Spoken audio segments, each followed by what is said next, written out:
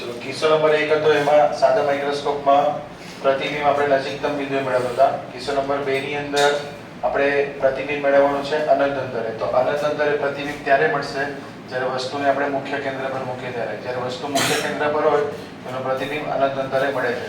બરાબર.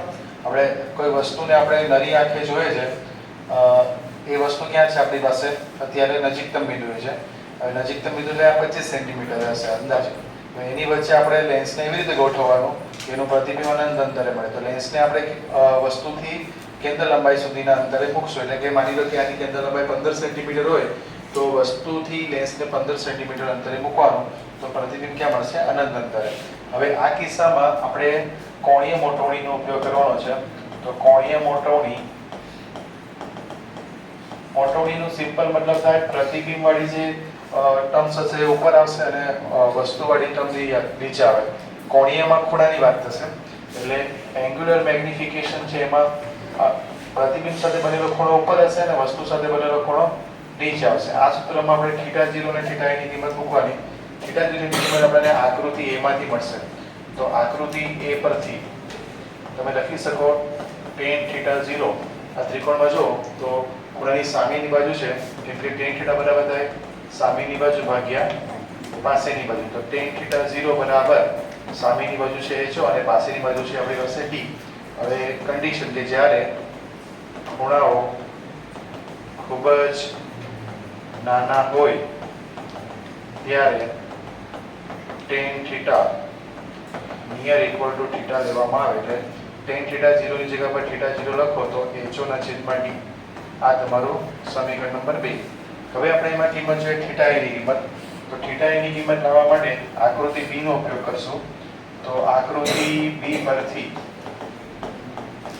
ત્રિકોણ ADB Oમાં tan θi બરાબર પ્રતિબિંબ સાથે બનેલો ખૂણો એ બરાબર થશે સામેની બાજુ ભાગ્યા પાસેની બાજુ. તો tan θi આપણી પાસે એમાં ખૂણો છે એની સામેની બાજુ અનંત અંતરે છે પણ આપણે પ્રતિબિંબની ઊંચાઈ લેશું અહીંયા h અને પાસેની બાજુ થશે તમારું આ લેવાનું છે.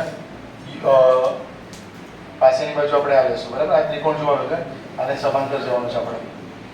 તો આની અંદર મૂકી દઈશું આપણે b. ક્લિયર. હવે જ્યારે ખૂણાઓ ખૂબ જ નાના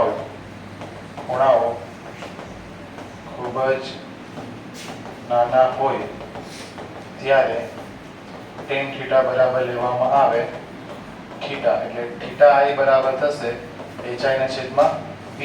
હવે તેને આ સૂત્રમાં તમારે સમીકરણ 3 ની અંદર hi ની કિંમત મૂકવાની છે. તો રેખીય મોટવણીનું સૂત્ર યાદ કરો. રેખીય મોટવણી બરાબર થતું હતું m બરાબર hi/ho અને એક થતું હતું v/u. લેન્સ માટે પ્લસમાં આવે છે.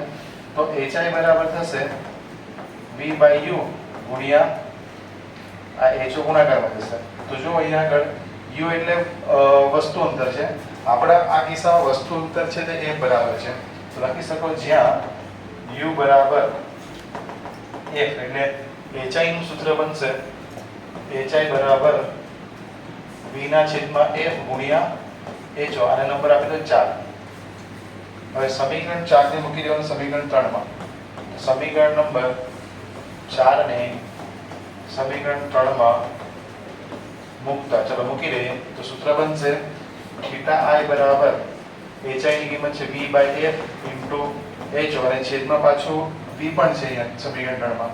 તો v આ v અને v કટ એટલે θi બરાબર આવ્યું ho ના છેદમાં f. આને નંબર આપી દઈએ 5. હવે સમીકરણ 5 નો ઉપયોગ કરીને સમીકરણ 5 અને 2 નો ઉપયોગ કરીને તમે મોટવણી શોધી શકો. એટલે સમીકરણ નંબર 1 માં સમીકરણ નંબર 2 અને સમીકરણ 5 ને મૂકતા ચલો મૂકી દે. એટલે m બરાબર θi ની કિંમત છે ho/f અને θ0 ની કિંમત છે ho/d. હવે આ ho વાળા પદ કટ છેદનો છેદ અંશમાં જાય એટલે m બરાબર થશે d/f. તો આ સમીકરણ તમારું મોટવણીનું આવ્યું. જે પેલા કિસ્સામાં હતું આપણું 1 d/f. આમાં 1 d/f હતું. અહીં આવે છે આપણી પાસે d/f. બરાબર. આ બે કિસ્સા છે. બીજા કિસ્સામાં બંને આકૃતિ દોરવાની.